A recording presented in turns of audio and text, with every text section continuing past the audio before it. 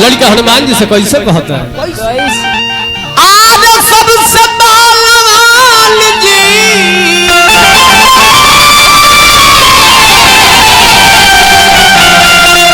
आगे सबसे बलवान जी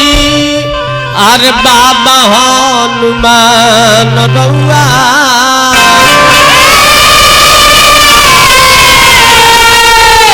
बबुआ स्वर्गीय गायत्री बाबा कैसे गावत रहे?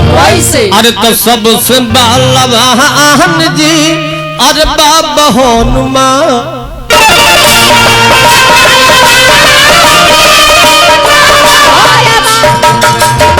संदेश बढ़ा दी। सबसे बलवान जी बाबा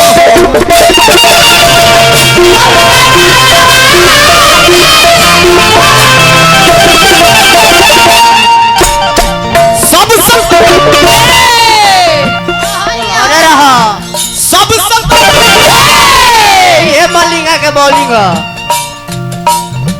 सबसे बलवान जी सबसे बलवान जी अरे बाबा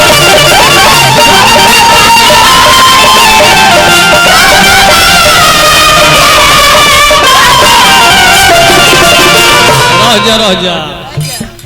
परमादरणीय हमारा ना होला राम प्रताप मास्टर साहब सैकड़ों रुपया के पुरस्कार जे बालक के बड़ी मान सम्मान बबुआ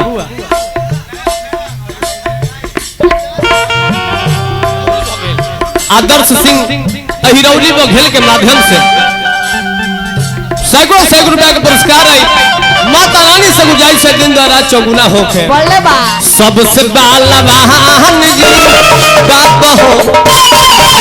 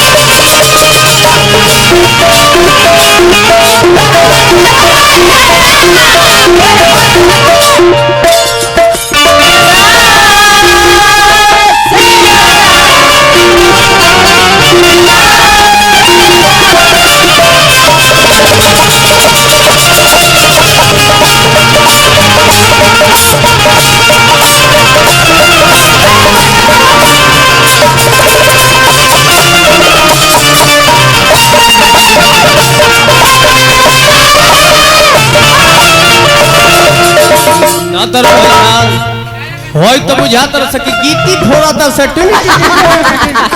होय महाराज आई हमरा बाबा के छोट नाती हजारों रुपया के पुरस्कार पूरे मंडली के रुपया के पुरस्कार आई। हाँ हाँ हाँ हाँ एबार तो देखो तनी कि देहारी रवा सबके नहीं मिली तो काम चल जाए। हमार कलाकार इतना ईमानदार हो ना बबुआ एगो 10 टकिया अगर भुइया गिरिया छू नहीं खल सके भले तनी 100-200 के होखे तो तनी दाबली है कोनो दिक्कत नहीं। बबुआ हमार लड़का कैसे कहता कैसे बचपन में लील गईले सूरज महाराज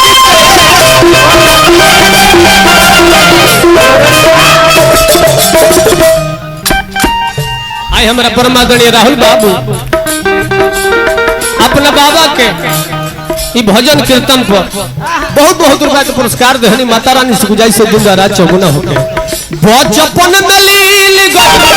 सूरज महाराज के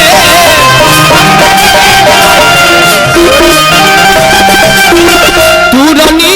घुमान जाके राम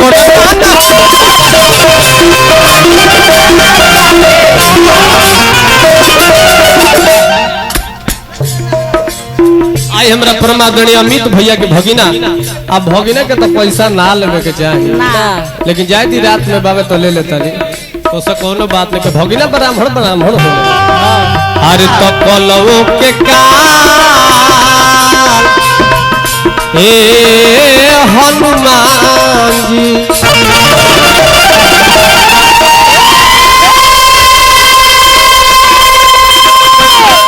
ठीक है बा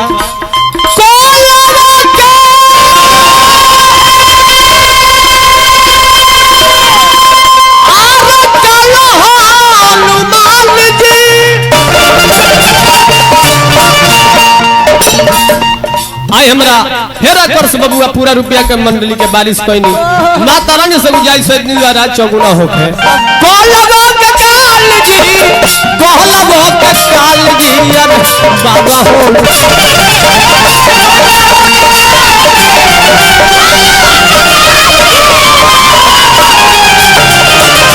सबसे बाला वहां जी बाबा हो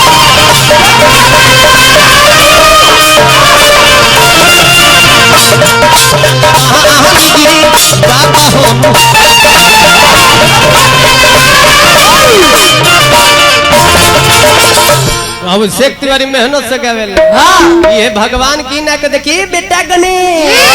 क्या के कह दिया कि चाचा याजू आई रही है ना भगलो अब कभी चौगुन के भाव लागता कि चौगुन गावल जाला तो कैसे गावल जाला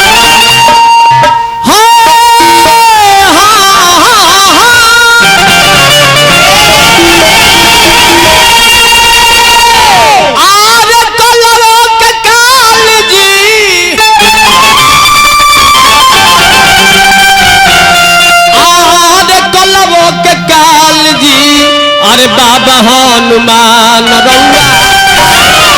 तनी चौगुन बजे हम अरे तो सबसे बाला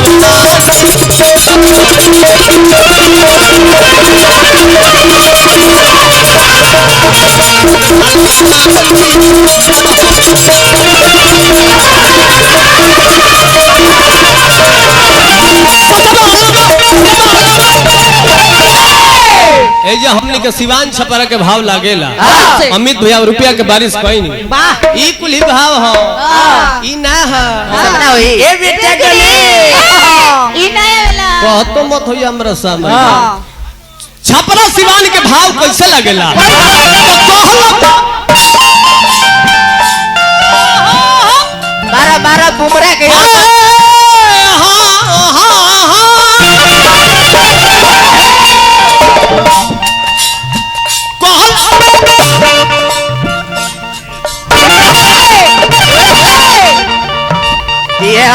मुआ दे बुझी बुमरा के यार कर ई कहां गइले बड़े कहां आई है कहलो बहुत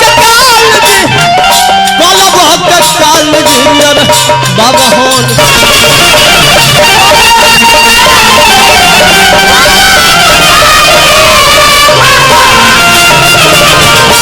बबुआ अरे तो सबसे बाला